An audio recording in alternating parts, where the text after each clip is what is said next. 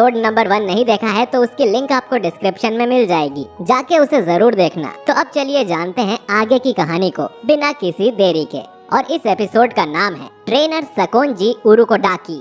दोस्तों, पिछले एपिसोड में हमने देखा था कि तांजीरो की पूरी फैमिली को कोई डीमन मार देता है, लेकिन उसकी बहन नेजुको जिंदा बच जाती है। लेकिन डीमन के काटने से वो खुद भी एक डीमन में बदलने लगती है। एक डीमन स्लेयर ग्यू तांजीरो को माउंट सगिरी पर जाने की सलाह देता है और तांजीरो नेजुको को लेकर उस तरफ निकल पड़ता है। चलते चलते तांजीरो एक विलेज में जाता है। तांजीरो को बास्केट बनाने के लिए कुछ बैम्बू की जरूरत थी, इसीलिए वो एक फार्मर के पास जाता है और उनकी पुरानी बास्केट और बैम्बू के लिए पूछता है। फार्मर कहता है तुम उसे ले जा सकते हो, वैसे भी वो मेरे किसी काम की नहीं है। अब तांजीरो इस सामान के लिए फार्मर को पैसे देने की जिद करता है। फार्मर उसे बहुत मना करता है, लेकिन फिर भी तांजीरो उस फार्मर के हाथ में पैसे पकड़ाकर चल देता है। फिर हम देखते हैं कि तांजीरो एक गुफा में आवाज मार के नेजुको को बुलाता है, लेकिन नेजुको डर के मारे जमीन में होल करके उसमें बैठी हुई थी। तांजीरो देखता है कि नेजुको काफी डरी हुई है और वो धूप में बिल्कुल भी नहीं आना चाहती, क्योंकि जैसे ही किसी डीमन पर सूरज की रोशनी पड़ती है वो मारा जाता है। पर तांजीरो उस बास्केट को रिपेयर करता है। तांजीरो चाहता था कि नेजुको इस बास्केट के अंदर बैठ जाए ताकि वो उसे कंधे पर उठाकर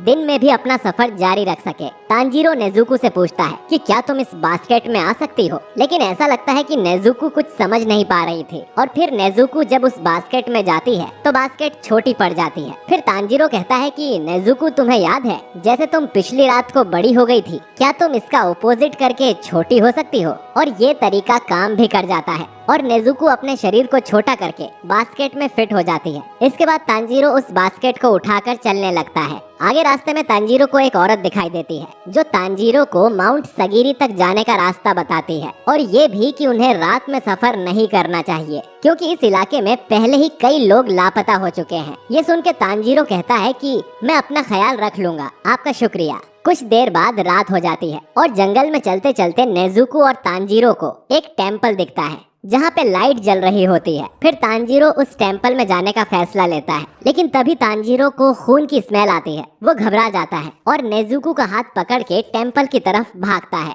और डोर खोल के पूछता है कि क्या आप सब ठीक हो? लेकिन अंदर का नजारा देख के तांजीरो डर जाता है, क्योंकि वहाँ के लोगों पे डीमन ने अटैक कर दिया था और उन्हें मार दिया था और अब वो उनका मांस खा रहा था।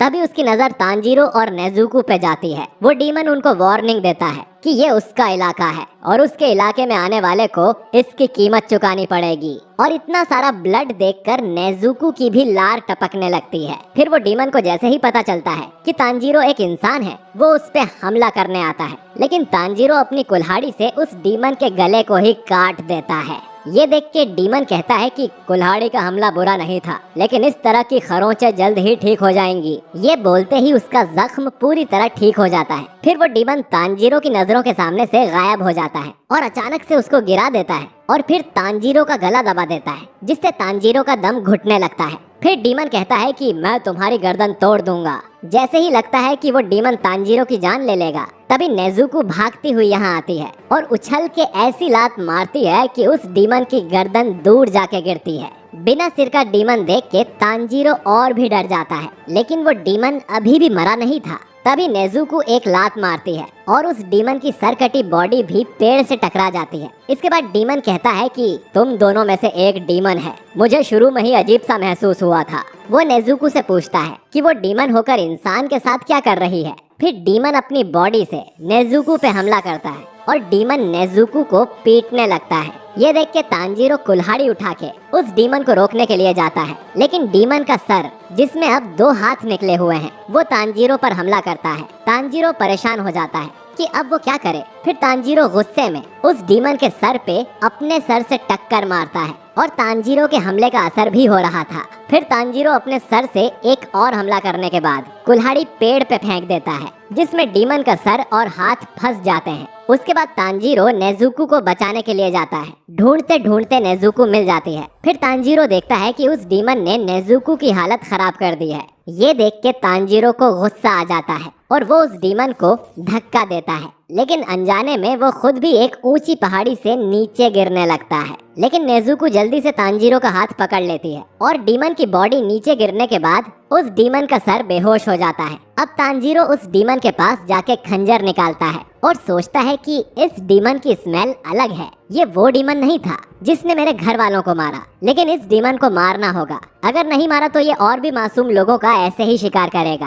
तांजीरो खंजर उठाता है और हिम्मत जुटाता है, लेकिन वो उस डीमन को नहीं मार पा रहा था। तभी एक शख्स वहाँ आता है जो अपने चेहरे पर एक लाल कलर का मास्क पहने हुए था। वो तांजीरो से कहता है कि इस हथियार से तुम इस डीमन को मार नहीं पाओगे, और वो एक बड़े से पत्थर की ओर इशारा करता है। ये सुन के तांजीरो समझ जाता है कि उसे पत्थर से मारकर उस डीमन का सर कुचलना होगा। लेकिन फिर से वही होता है जो पहले हुआ, यानी कि तांजीरो हिम्मत नहीं कर पा रहा था क्योंकि उसने आज तक किसी को भी नहीं मारा था। और वो शख्स तांजीरो से डिसअपॉइंट हो जाता है और सोचने लगता है कि ये लड़का दयालु है, आखिर डीमन के सामने होके भी ये ऐसा क्यों है। तभी हम देखते हैं कि डीमन जाग जाता है और सोचने लगता है कि क्या मेरा शरीर मर गया है। उसके बाद वो तांजीरो को अपने सामने खड़ा देख गुस्सा हो जाता है और उस पे भड़कने लगता है और तांजीरो को मारने की धमकी देता है। लेकिन कुछ देर में सुबह हो जाती है और सूरज निकलने लगता है और धूप की किरण पड़ते ही वो डीमन जल के राख हो जाता है। फिर तांजीरो नेजुको को ढूंढने लगता है क्योंकि वो आसपास नहीं थी। वो भागता हुआ टेंपल में जाता है तो वो देखता है कि नेजुको पहले ही बास्केट के अंदर बैठ गई थी। इसके बाद तांजीरो देखता है कि उस मास्क वाले शख्स ने उन मरे हुए लोगों को दफना दिया था।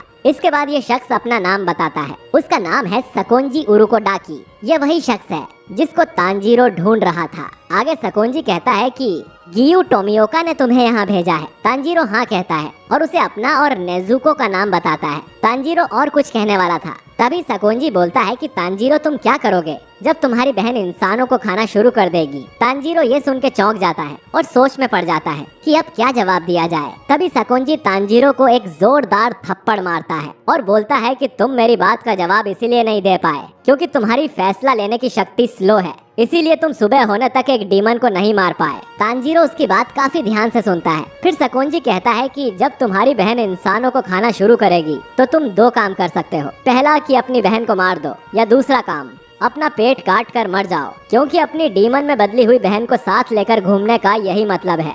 लेकिन तांजीरो सकोंजी से वादा करता है कि नेजुको की वजह से कभी किसी मासूम की जान नहीं जाएगी। इसके बाद सकोंजी कहता है कि अब मैं तुम्हारा टेस्ट लूंगा और ये देखूंगा कि तुम डीमन स्लेयर बनने लायक हो या नहीं। फिर सकोंजी कहता है कि अपनी सिस्टर को पीठ पे उठाओ और मेरे पीछे आओ। इसके बाद सकोंजी तेजी से यहाँ से भागने लगता है और तांजीरो उसका पीछा करता है और उसकी सांस फूलने लगती है। तांजीरो सोचता है कि ये इतने बूढ़े होकर भी कितने फास्ट हैं। साथ ही तांजीरो सकोंजी के कदमों की आवाज भी नहीं सुन पा रहा था। तांजीरो नेजुको से सब्र रखने को कहता है क्योंकि नेजुको को बास्केट में काफी झटके लग रहे होंगे। फिर हमें एक फ्लैशबैक दिखाया जाता है जहां नेजुको अपना किमोनो ड्रेस सील रही होती है। तांजीरो कहता है कि अब तुम्हारे लिए एक नया किमोनो खरीद लेना चाहिए, लेकिन नेजुको मना कर देती है और कहती है कि ये किमोनो मेरा फेवरेट है और ड्रेस लेने से अच्छा है कि अपने भाई बहनों को पेट भर के खाना खिलाना चाहिए। फिर तांजीरो नेजुको से प्रॉमिस करता है कि वो उसको वापस इंसान बना देगा और उसके लिए नया किमोनो भी खरीद के देगा। कुछ देर तक भागने के बाद वो टेंपल में आकर रुकते हैं। फिर तांजीरो सकोंजी से थकी हुई हालत में पूछता है